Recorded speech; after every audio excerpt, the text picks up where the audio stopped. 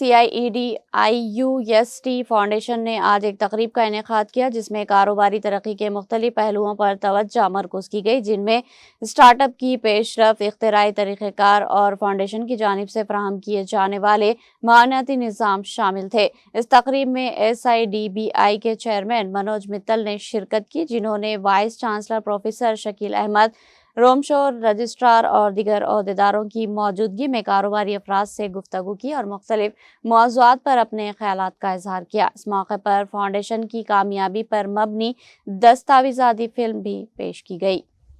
Today, the MD and chairman of the SIDBI has come here. We have a strong relationship with the SIDBI. We are running many programs like, for the promotion of entrepreneurship, innovations, incubation. ایک ایسا programme تھا ہمارا SITEM, Skill to Enterprise Model, جہاں پر ہم نے بچوں کو entrepreneurship innovation کے حوالے سے کیپیسٹی بلڈنگ کی ہے، اور اس میں جو لاسٹ ایئر کا جو بیچ تھا قریب 32 اسٹوڈنٹس اس میں تھے، 32 میں سے 22 نے اپنے اسٹارٹ اپ اسٹارٹ کیے ہے۔